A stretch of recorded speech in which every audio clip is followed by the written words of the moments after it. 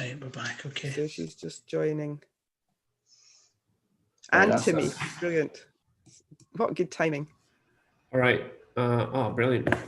Both are there, Hilary. Right, I'm going to close these rooms, give them 60-second warning. Okay. 60-second warning has been issued. Cool, let's just start streaming. Yeah. Mary Claire and Timmy, that was really, really good timing.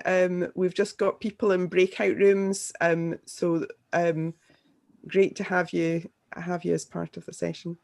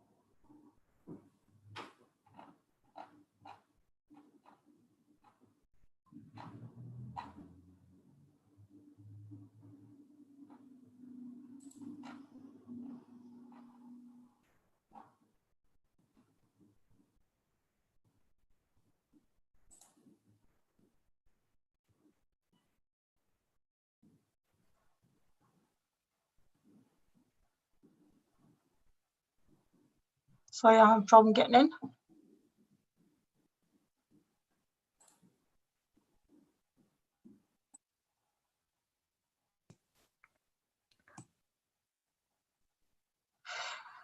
Okay, thank you. Had a wee bit problems with my my screens there, but hopefully I've got everything back as it should be. Glad to see, and hopefully everybody else has made it back in one piece. And hopefully you've had a chance to meet someone new and indeed are energised for the rest of the conference. We are extremely fortunate to be joined by Dr Diane Stockton, who is the consultant in public health and the COVID-19 Social and System Recovery Lead for Public Health Scotland. And she's here to talk about how we mitigate the risk and harm to young people of COVID-19 and what YouthWork's role is in this. I'm sure as you can imagine, this is an extremely busy time for Diane and her team, so we are very grateful that she is able to join us. Diane, welcome. Thank you. Thanks, Lorna, and I'm delighted to be here. Thanks so much for inviting me along to talk to you. It's great to be here. And I'm going to tell you a bit about the balancing act we have at the moment around mitigating the risk and harm to young people from COVID-19, and that's tension that we've got between managing the spread of the virus and managing the harms to young people that we get through the restrictions that we have to put in place to manage that spread. You know, this is a dilemma that we all face together. It's not something that anyone alone is facing. And I'm really interested to be here and the role of youth work in promoting and supporting public health around this. So thank you very much. As Lorna said, I'm the COVID Social and System Recovery Lead in Public Health Scotland. One of my key areas of work is around education. So trying to keep our schools, colleges and universities safe and open. And I'm also involved in looking at the wider impacts, the wider harms that the pandemic is causing, and trying to kind of mitigate those as much as possible. And for my sins, I also a little bit involved in the COVID-19 vaccination. So if anyone's got any questions on that, I can always try and answer those at the end too. We all seem to have about 10 jobs at the moment. So so there we go. Just to say, the next slide, please. Just to say very briefly, in case of some of you haven't heard of Public Health Scotland, it's new. So we were formed we were 2 years in the planning, but we actually went live on the 1st of April this year, which was terrible timing, just after the pandemic hit us. So it's been an interesting 9 months for the organisation as we set ourselves up at the same time as dealing with this. So it brings together all the kind of 3 national agencies that were around data intelligence, health protection and health improvement. And we've got kind of 4 key priorities.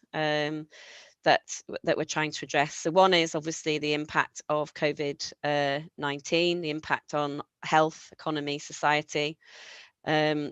Secondly is around health, life expectancy. So we've already got poor life expectancy in Scotland, and it's not really improved. It hadn't improved for the 9 years or so before we had the pandemic, and it certainly won't have been helped by that. And also health inequalities, they're wide in Scotland, and they've worsened over the last 10 years. So, for example, quite a worrying statistic around health inequalities is that the impact that health inequalities have on how people live in Scotland. You could have 6 COVID pandemics in the next 10 years before you've come anywhere near the kind of impact of inequalities in Scotland. So they're the kind of really big challenges that we face, and that Public Health Scotland is trying to address. Next slide, please. So the 3 aspects of the pandemic and around public health. So one is the direct impact of the virus, I'm going to tell you a bit about. One is the unintended consequences on the wider determinants, which I'm also going to talk about in relation to young people. There's also the impact on health and social care, and everything you'll hear in the media about people not attending hospital, but I'm not going to talk about that today because that doesn't have the same impact on young people. Next slide, please. And the next slide, if we could talk first of all about the direct impact. So I thought you'd be interested, first of all, to understand what's going on around our young people in Scotland. So these figures are, this is number of cases that have been diagnosed with COVID-19 in our young people in October. So a 4-week period, most of October. So each week in kind of our 12 to 17-year-old age band, we get about 300 cases of COVID diagnosed. And in our 18, 19-year-olds, we get about 500 cases. The older age group was largely driven by the universities returning and halls of residence and a spread of COVID in that age group. Some of the 16 and 17-year-old numbers have been driven also by that. The numbers, you'll be pleased to know, are beginning to reduce in these age groups. In the 16, 17-year-olds, you might have heard quite a lot in the press just in the last few days around face masks, for example, in schools in older children now. So that's partly driven by those numbers there. It's more a precautionary measure because there's not any really strong evidence in Scotland of older children transmitting within schools. It's more out of school transmission of the virus, but that precaution that has just been put in place. Next slide, please. Just to put what's happening with our young people into context, this shows over time how many cases we've got of COVID in Scotland. And the bars at the bottom, the purple ones are kind of younger children up to age 15. And then we've kind of got yellow bars, which are the older, are kind of 18, 19, 20 to 24-year-olds. So you can see that puts into context how many cases we're getting, around 9,000 cases. You'll see this was a week ago, and you'll see mainly in working age that the numbers have been increasing over time and are fairly stable. The numbers have been increasing a bit, but they're fairly stable in the younger age groups and in our youth populations. It's the older age groups that are increasing. You'll be also in the last week, the numbers look like they're stabilising more generally in Scotland. So it's a bit early to tell yet, but we're hoping that increase that we've been seeing is hopefully what's been put in place around the mitigation measures is hopefully having an impact. Next slide, please. This graph is a bit tricky, but I just wanted to show it to you. So the red shows hotspots. This again is over time and by age. And I just wanted to point out to you the bars, the 18 to 19-year-old line. So you can see the numbers really did increase quite a lot into September, and they started to come down. So around 700 and nearly 800 children were being diagnosed a week towards the end of September, and this is right now come right down to around 230. So that's the impact of the universities, and the numbers have also started to come down in some of the other kind of younger age groups. So we are seeing a shift in what we're seeing, and it's now the older age groups where we're seeing the increases in the COVID transmission. Next slide, please. And just as well, just to point out that we're not seeing a lot of children and young people who end up being hospitalised with COVID. Thankfully, we've had no children or young people who died from COVID in Scotland, and the numbers that are being hospitalised are very low. So in terms of how many young people go to hospital every week, it's less than 1% that are going to hospital because of COVID, and none of them have had any serious complications. So that's a bit of scene setting around that. Just next slide, please. I also wanted to tell you a bit about the impact on people that work with young people. So we haven't got information on youth workers and COVID.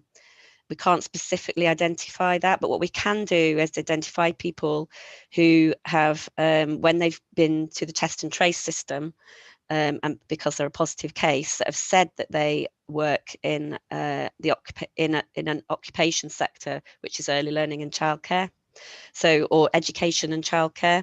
So it might, so that this probably would, you know, depending on what your job is, you might classify yourself as that when you're asked what your employment sector is. But the last column just shows over time what proportion of all positive cases are people that say they work in education and childcare. So it's been consistent. It's been around 5%. Since schools went back, so since kind of late August, it's been that very last column, if you look at that, going down around 4 to 5% of people consistently over time are saying that that's where they work. So there's not been an increase. So with you know, with schools being back longer, with the universities being back, people that are working, there's not been an increasing proportion. There's been an increasing number because there's been generally been an increasing number in the population, but it doesn't seem to be specifically linked to working with young people and young adults. Next slide, please. And finally, just on the kind of direct COVID harms as well, I just wanted to also show you this graphic, which is around all school children up to age 17, and how many of them are off school, have been off school with due to COVID. So the very top black line shows the total number of children that are off school at any one time. Due to any kind of COVID related reason. So it's almost 20,000 at any one time. It's quite a big number, but most of those are off because they're self-isolating in relation to COVID rather than having COVID themselves. So that the lines along the bottom, the lighter blue lines are actually the children that are off due to COVID, having COVID symptoms or diagnosed COVID themselves, and the much higher blue line that you can see on the graph there are the wider children. And what we're doing at the moment is quite a lot of work to see whether we really do need to have as many of our children off school, if we need to be isolating as many children when there's a case, because we're being quite cautious at the moment, and we've now got enough information. We've been back at school for long enough that we can interrogate that information to see how many of children that were self-isolating actually went on to get COVID themselves, so that we can maybe change that a bit, because of course that's a worry, and it'll be a worry for you as youth workers around the amount of young children that are at home, especially if it's repeats of them being at home. Next slide, please. Moving on to the unintended consequences of COVID-19 on young people. Next slide. So we do know a fair bit about how young people have fared during the pandemic from various surveys. So there are a number of surveys, they're listed here. Now, there is a bit of caution that we have to attach when we look at these surveys, because they were all conducted online. We don't know how much bias there is in terms of how the children that could access, the young people that could access the surveys, and how representative they are of all young people. But they do give us valuable information about how young people fared specifically during the lockdown. You'll have much richer information from actually talking to young people, but this is what the surveys are saying. Next slide, please. Thank you. So in terms of physical health, so this is how much physical activity children are getting, how physically active they feel they're being. So younger children, kind of under 13, didn't really have any concerns about that during the lockdown. However, 35% of our 13 to 15-year-olds and 40% of our 16 to 18-year-olds said they were very concerned about their physical health during when the restrictive measures were in place.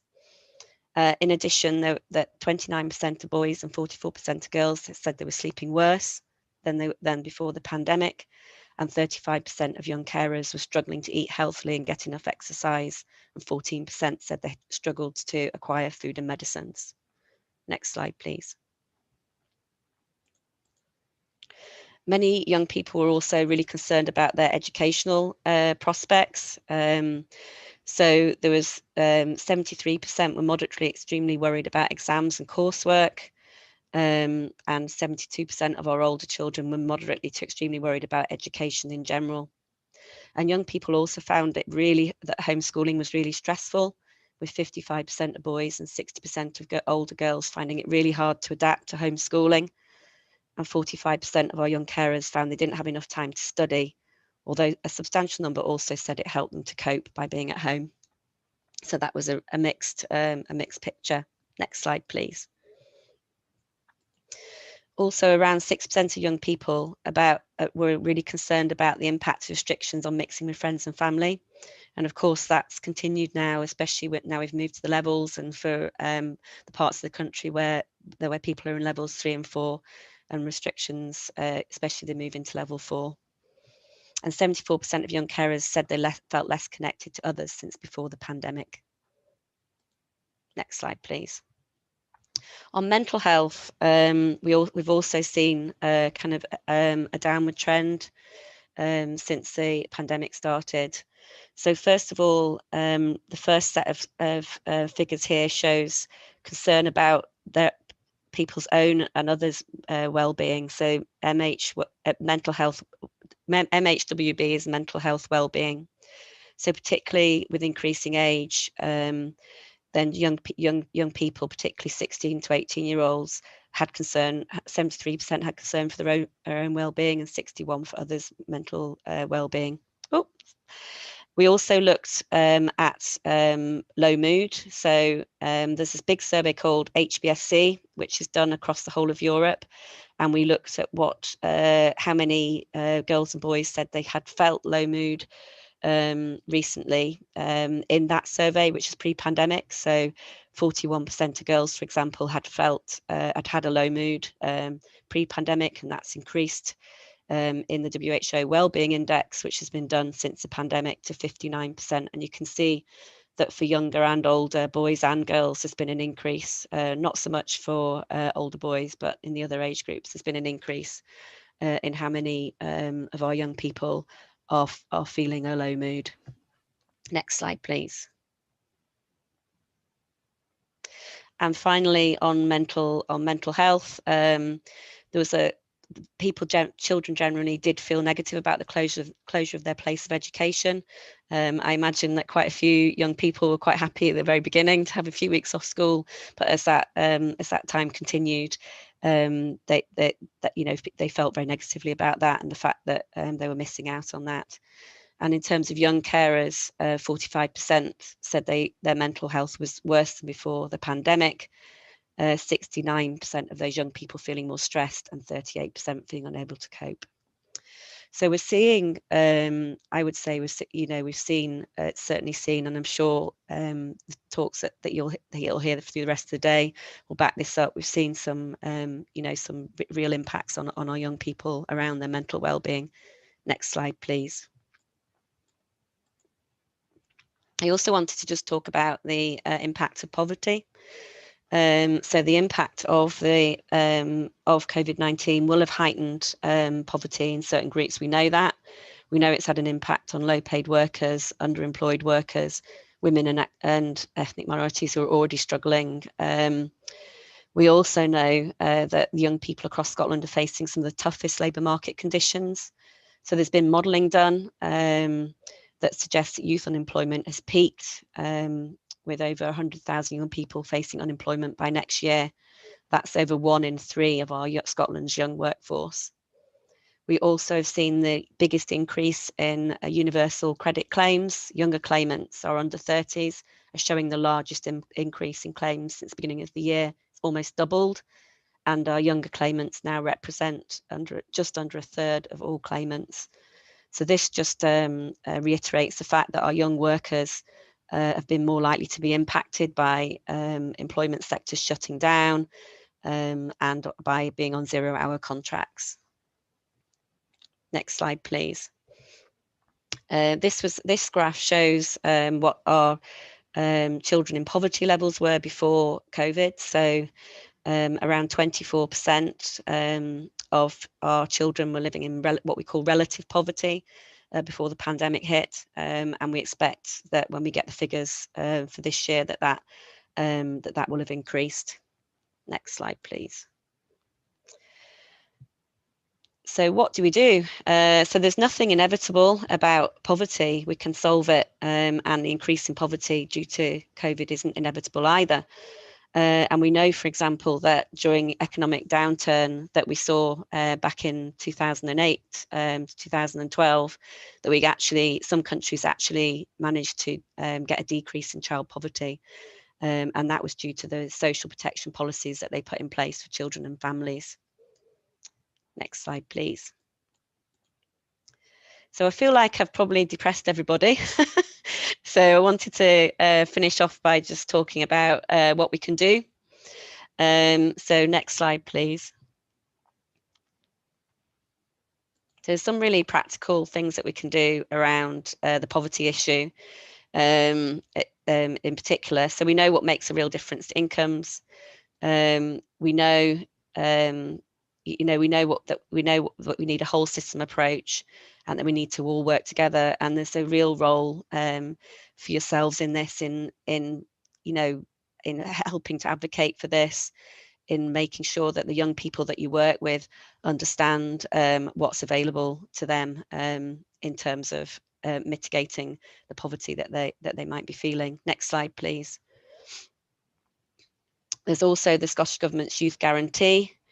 So that's where all young people between 6 to 24 have the opportunity to go to university, college, an apprenticeship programme, training, fair employment, work experience, or participating in formal volunteering programmes.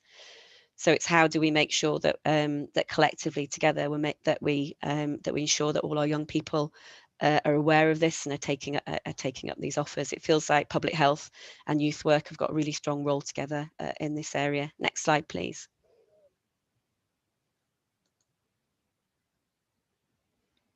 Next slide, please. Oh, sorry, I'd go back one, I missed that. These are some of the areas where, specifically where we can highlight to young people and their families, what's available for them, and all the different, the different opportunities around that. And then more generally, just such important role that yourselves have around providing opportunities to young people. Next slide, please. So working with young people through the pandemic is not going away. Obviously, we're in wave 2 now. We've got the levels. We don't know what's going to happen in terms of the levels, but it's likely that at some point some areas are going to move into level 4, which will increase restrictions. We have a bit of a balancing act here. I mean, I hope I've convinced you that for young people, the wider harms from the pandemic are much greater than the direct impacts of the virus. We're not seeing a whole lot of transmission of COVID-19 between children in schools, and from adults to schools is very low as well. The impact of COVID itself is not great on young people. So it's how can we all do all we can to support our young people through the pandemic while minimising the risk of spread. You'll all be familiar with facts. It really does work. Face coverings do have an impact, avoiding big groups, the hand washing, the 2 metre distancing, and the self-isolating at the first sign of any of the 3 cardinal symptoms of cough, temperature, lack of taste or smell. So you know, observing those kind of those sets of rules can really make a difference in how you work with young people. There's also guidance on youth work on the Scottish Government website, which I'm sure everyone's familiar with, that gives more kind of a lot more detail on how to engage safely in youth work. So I just want to finish by saying, you know, you know, youth work is just so important at the moment. You can see that from what's been happening to our young people, their mental well-being, and just really welcome working with yourselves, public health, and working with you on how to minimise the risks and how to work with young people through this difficult time. Thank you very much. Thank you, Diane. That was fantastic input and so important for us. And I've been looking at some of the chat stuff, and everybody's been saying that. So thank you for your input today. We really do appreciate it. And indeed for all our incredible partners in the health sector. Yep, the future ahead, I think, is still going to be rocky. And we know there's so much work that needs to be done and so much support that needs to be offered to young people. And we know the role that has to be played, and we're glad you realise and appreciate that as well. But a sincere thank you for taking the time to be with us today. Thanks, everyone. Thank you. Thanks. Back to work for you. Thank you. One of the positive things to come from 2020 is increased connection that we have with youth partners across the world as we strive to learn from each other for a common purpose in supporting young people. And I'm going to pass over now to Tim Frew, who's our Chief Executive at YouthLink Scotland, to lead a panel discussion now with some of our international partners and how they've responded to the time of crisis. Tim, over to you. Thank you. Lorna, thank you so much, and just thanks to Diane as well. We really do welcome the partnership with public health around our guidance and working with us in the sector to kind of balance those risks, and that was a really informative input, which we'll have time through workshops and stuff later on to kind of get into. Well, one of the few upsides, I suppose, of all of this going on is that the world has become a smaller place, and we've been very conscious of the environmental impact of us all traveling. So one of the benefits is to recognize what we can do through technology.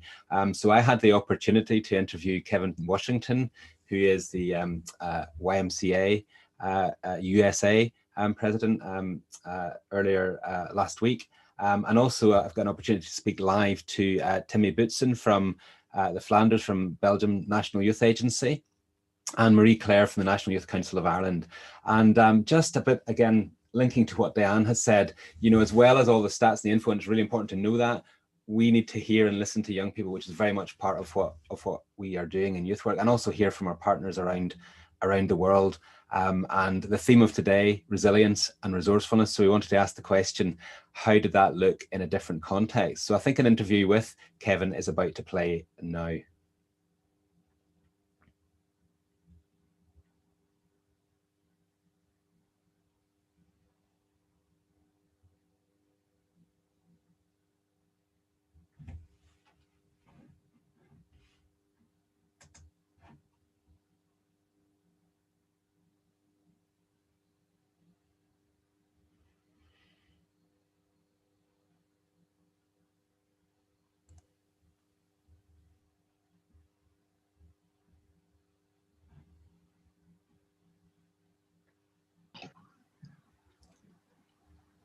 So if we could just cut in there, Ali, I think it's Ali controlling things. We're not hearing sound, so maybe we'll come back to that if we can't do it just now.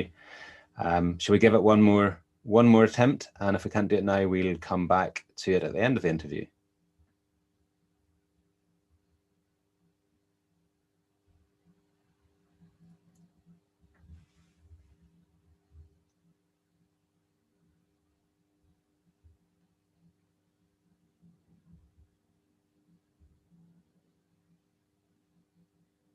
Hello, I'm Kevin Washington. I'm the president and CEO of the YMCA USA, which is one of the largest nonprofits in the States. Glad to be with you today.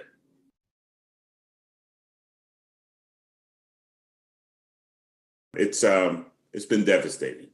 It's been devastating from a number of perspectives. One, as we know, the level of anxiety that COVID-19 has presented has seen in our studies that we've looked at, a 25% increase in even the idea of people between the ages of 18 to 24 committing suicide. And I know that number is higher for our LGBTQ youth. So it really has created a level of anxiety in so many ways. One, through employment. The level of employment has decreased drastically in the area of 15% during the high months of the pandemic. Two, schools. Schools have been destroyed, from virtual to and everything else in between. So their normal life has been upheaved in such a dramatic way. And they're really concerned. We're concerned about the level of mental stress that this has caused them. So it's been very difficult.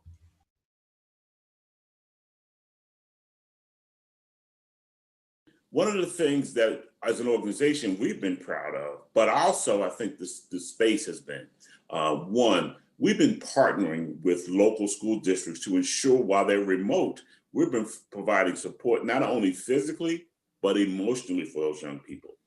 Two, we have been working wholeheartedly to really try to develop and get resources to this group of kids. And three, hopefully, as this pandemic tends to, well, it's continuing showing signs of growing. It hasn't dissipated at all yet. We want to try to get a level of normalcy back to folks as quickly as possible, and working on policies and practices to ensure that as we get through this pandemic, there will be support for those young people on the other side of it.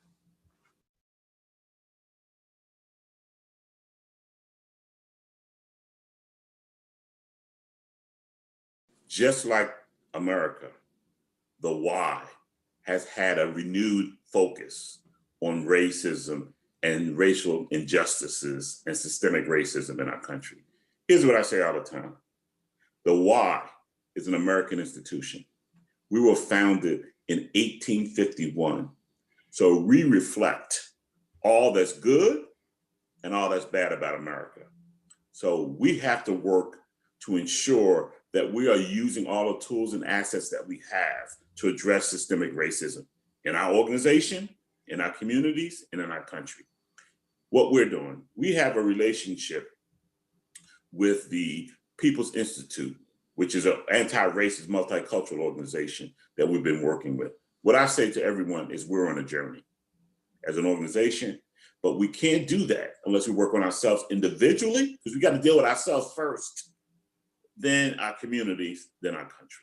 And so we're on a path to become an anti-racist multicultural organization, but we're starting with training and understanding who we are first, individually, then collectively, then community, then nation. It is and I will tell you, many of the young people in our organization are pushing us to do it in a much more effective and faster way. This is not a journey that's going to happen tomorrow. We're talking about a 400-year journey for America, and at least almost a 200-year journey for the YMCA. It's not going to happen tomorrow, but you got to start on the path, and that's what we're doing right now.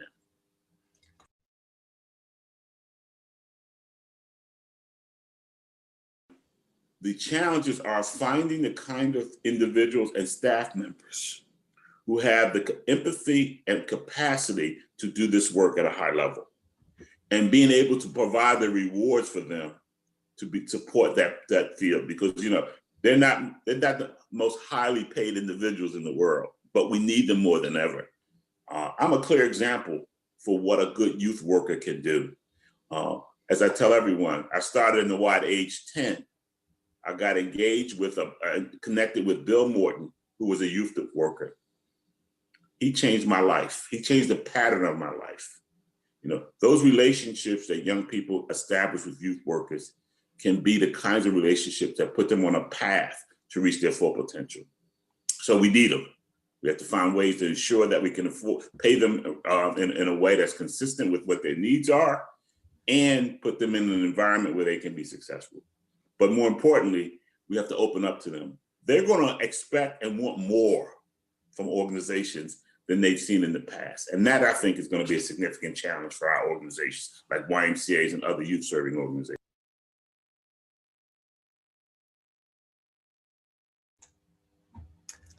And that was a short part of a very fascinating interview. I wish you could play all of it. Unfortunately, I can't. But suffice to say, we get into quite a lot of conversations around American politics right now as well. And I imagine Kevin is very keen to vote just now around some of the things that he's dealing with. So thank you to Kerry Riley as well from the YMCA for helping us to set up that interview. So if on screen, if Timmy and Marie-Claire could come onto screen as well, and we can share this screen together, that's fantastic. You've got 100 people and, very, very welcome. Just waiting for Timmy as well to be put up on the screen. There we go, fantastic. And one of the things that everybody shares in common, I'm not so sure about Marie-Claire, but certainly Timmy and Kevin have been in Scotland as well, live at some point, and actually visited the place. Can I assume that's true of you as well? Yeah, that's true. Two years ago, 2018, before the pandemic. So we've absolutely been partnering in some projects and programs as well around digital and many other spheres as organizations around mental health and well-being, and that was all pre-COVID. But in terms of Kevin's comments, I wanted to reflect with you how COVID-19 was affecting young people in your country, and maybe I could start with Marie-Claire. Sure. Good morning, everyone. Good morning, Tim. Delighted to join you this morning. I would say a lot of what he said really resonates strongly with the Irish situation. Overall, the pandemic has had a very negative impact on young people in Ireland, especially those at risk and the most marginalised young people. And through research, we know that they have struggled during the lockdown period with loss of social contact with their peers, the routine, the structure. They've also talked about fears of uncertainty and fears about the future and the impact of the virus on their lives, the economic impact and in things like youth unemployment, which is really high in Ireland. It's at 35.6% or 36.5%. In relation to the pandemic, it has really reinforced a digital divide as well, and that has had an impact in terms of educational disadvantage. I think that young people have found it very difficult during the lockdown to adapt to learning online, and some young people preparing for examinations in some unsuitable and crowded households. So access has been a really big issue, access to the digital supports that exist. And also in relation to connectivity, young people in rural and remote areas have struggled to access digital supports. And I would also say the pandemic has exposed a range of inequalities and exacerbated, a number of vulnerabilities, particularly amongst the at-risk and vulnerable groups. Those at risk, I think, have been most isolated during this pandemic, for sure. Thank you. And Timmy, what has your experience been of that in Belgium? Well, a little bit the same. It's hitting the youngsters very hard. You can imagine if you are a young person, you have a lot of first times. First time to travel with your friends, first time to go to school, first time to have a holiday with your friends, maybe a first love that you have. And they cannot do that anymore. So they have a whole lot, another experience of this normal life, or what we call a normal life. And actually, because I don't know if you know it, but we are in our second lockdown since last Friday. And there is a hashtag popping up on Twitter amongst the youngsters, and that's Generation Lockdown. So we can surely speak about a generation lockdown.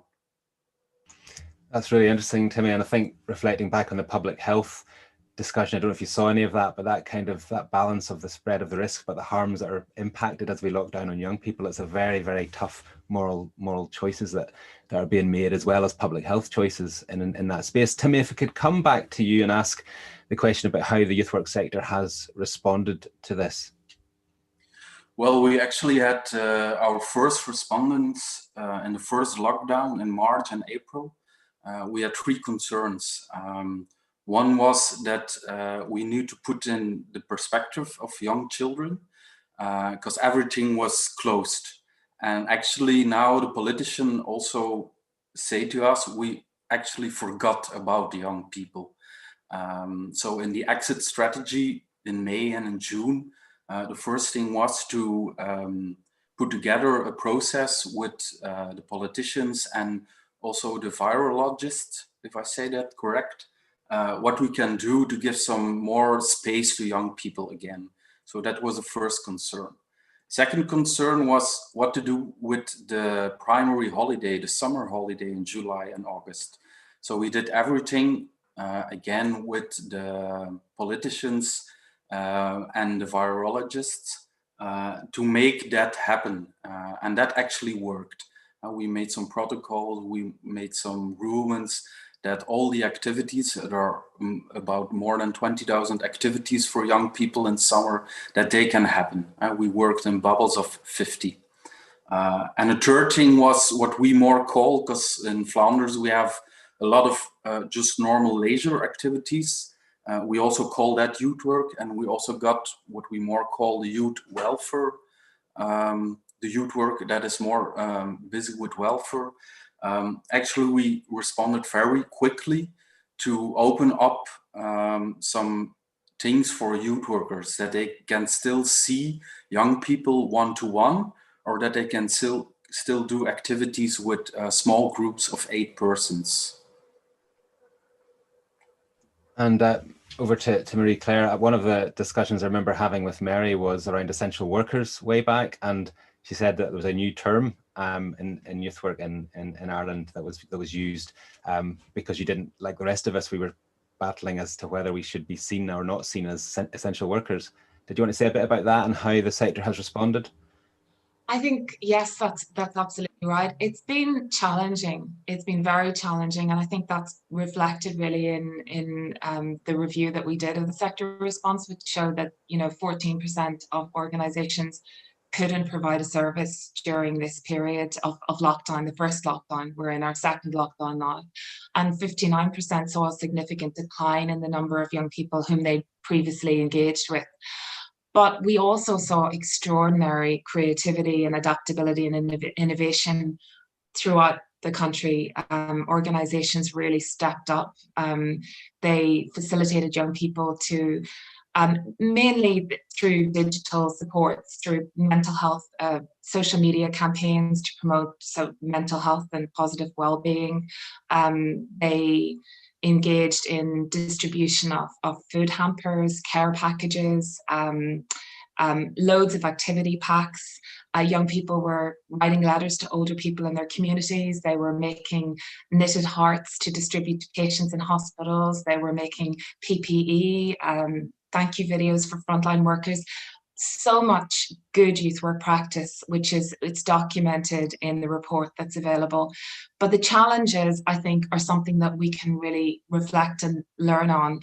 I think they really, as Timmy mentioned, related to buildings being closed, organizations really not having the digital infrastructure in place to make that switch to digital youth work, and also a reluctance on the part of some young people to engage online, and again, challenges engaging with at-risk and marginalized young people. So I think we've really learned a lot from this period, and it's really highlighted significant challenges. Positives are that we have really can see through working with policy allies in policy fields and other agencies, the value and the pivotal role the sector continues to play in supporting young people and really mitigating the impact of this virus in their lives. And young people themselves have talked about the importance of youth work as really a lifeline to them. But it's been very challenging. Great, thank you so much. I'm very conscious of time, so we did want to get into wider discussions, but I think they will be followed up in some of the workshops, especially around the important issue of racial equality. So I believe there's one workshop coming up as well, and we'll focus again on that tomorrow. But given we're moving towards coffee break time, I'm going to put you under pressure and say one challenge and one opportunity for youth work going forward. So one challenge and one opportunity. Over to Timmy. Well, the challenge, Marie-Claire also said it, the challenge is digital youth work. I think we can still learn a lot about that. Sometimes youth workers respond, digital is not the thing to do because we want to have physical contact, but we saw last year that it is possible. So that's a really challenge. What's the opportunity? Well, we're in Flanders. We got a lot of attention because in the first lockdown, the perspective of young people was just forgotten. And because of the work that we did with youth work organizations, that perspective has brought back to the politicians. They agreed, like, we forgot it in the first lockdown. We now try to have some measurements that they still can have their open spaces. They still can do things in this second lockdown. And that proves the importance of youth work organizations that have to raise the voice of young people. So that's the opportunity. Okay, Marie-Claire. Tim, I think it's very similar. It's the need to kind of build that digital support, but not lose the face-to-face youth work, which is so, so important. And I think it's a bit of a double-edged sword. As you know, we've had years of underinvestment in the sector, and I think although there's a real value on the role of youth work, we need to make sure that there is a sustained investment to support youth workers and build capacity and have that blended approach to youth work, which uses face-to-face, but also incorporates the positive aspects of digital youth work as well. Great. Well, listen, thank you so much for your time and zooming into us, and hopefully we'll do the same. I'm sure there's lots of other connections you have with many organizations that are here at the conference that they will also want to make contact with you after today. So thanks again. Thank you so much. Thank you. Massive thank you to the panel for all the thoughts there. Thank you so much, Marie-Claire, Timmy, Kevin and Tim as well. It's amazing how much closer the world is just now and how many similarities there are across the board as well. So it's so important that we're starting to look at that partnership and how we learn and work with each other as well moving forward. So much thank you for taking the time to do that. As everyone said, we're running on a little bit over time just now, but as I say, it wouldn't be a conference without us kind of sort of moving a wee bit forward. Unfortunately, as I say, we've no biscuits to share today, but hopefully you'll be able to read your cupboards and make yourselves maybe a cup of tea and have a wee bit of time to refresh. When we come back, we're going to be going straight into the workshops. So as you'll see, there's different Zoom channels for each of the workshops there with different passwords and everything to follow. If you look into the chat, Susan has kindly put in links to each of those rooms as well. So if you've not already signed up to one of the workshops, then you can actually choose which workshop you would like to attend. And please feel free to go in and join straight after your coffee break.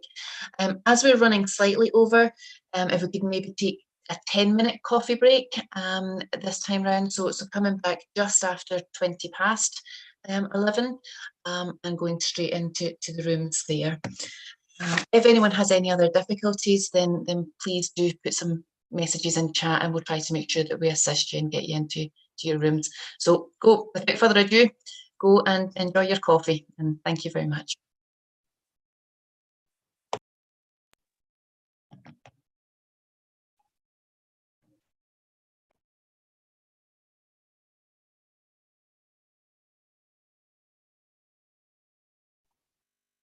Okay, Sarah.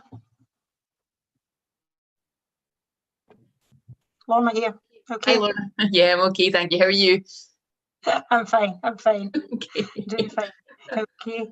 So I'll see you again at 1 o'clock. Yeah, perfect. Lorna, I'm facilitating. I'm supporting one of the workshops next. I'm going to be supporting one of the workshops, the Heaps Together one. So, but I'll still try and look at chat or anything, or if there's anything you want to send me or message me or email, I'll try and keep my eye on that as well. Okay, so. Do I come out of this one just now? Do I just take the Zoom off and come back you into can just, yeah, you can do, yeah. Okay, Lorna, are you coming back? Are you planning to join any of the workshops, or are you just coming back in at 1? I'll come back in at 1. Yeah, because there's going to be a workshop on this channel next. Right, okay. So we will actually leave this call open. So if anybody is still on the call and is actually planning to come to workshop 1, the COVID in colour one, then you can actually just switch your sound and video off at the moment and leave the connection. Okay, Sarah, I'll be on before one in case there is anything. Okay.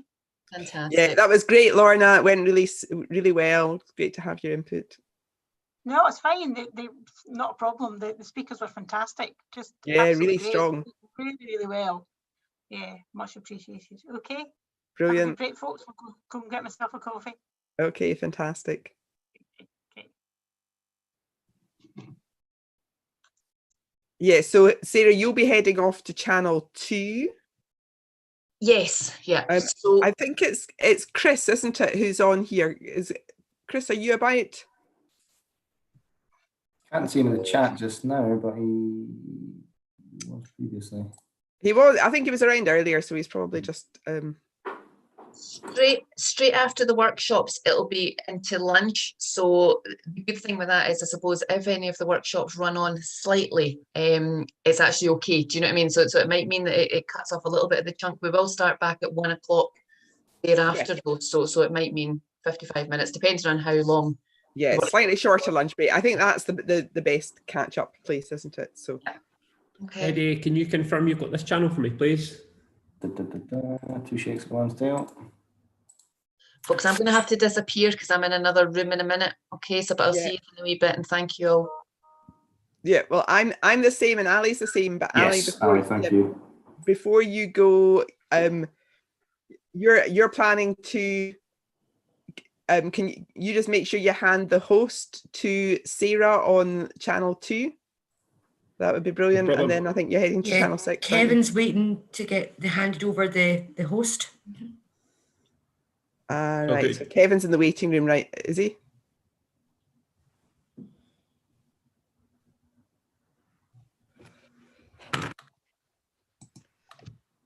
Okay, Hillary, I'm going to pop off to channel 2 and channel 6. Eddie's got this room, okay? Perfect, thank you. Hi, Chris. Okay, I'll leave you guys to it then. Okay, bye for now. Right. Let me just sort out background, 2 seconds. Well, it is. How you doing, Chris? All right, how are you? Not bad at all, not too bad. No dice on merging the slides was the only thing. Okay, I thought that might happen. Right, 2 seconds.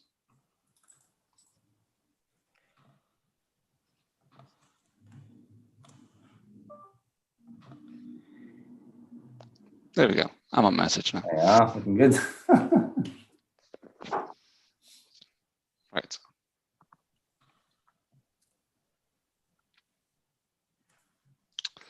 Right. Eddie, can you make me a co-host, please? I can indeed.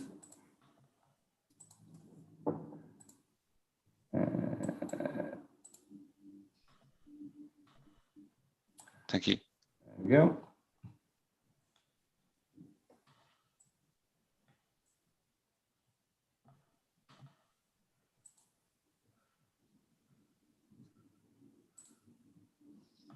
Okay.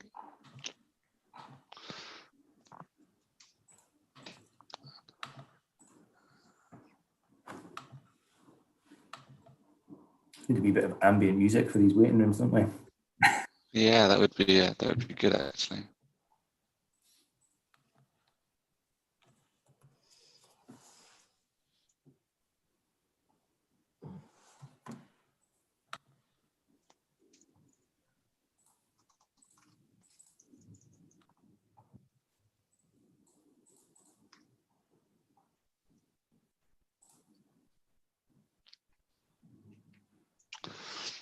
Eddie, could you make Africa and Amy Alad Dunbar co-hosts as well, please?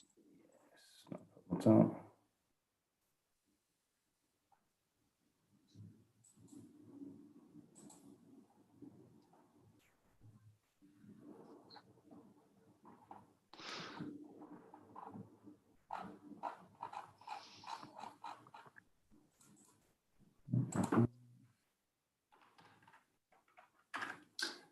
Sorry, I've got Africa. Who was the second, Chris? Amy, and surname is Alad-Dunbar. Right, okay. Amy, have you just got your name set to Your first name? Yeah, sorry, I just was in the process of changing it. Right, no worries at all. Yeah, no I worries. just changed it just now. Thank you very much. Right, you should be a co-host now as well.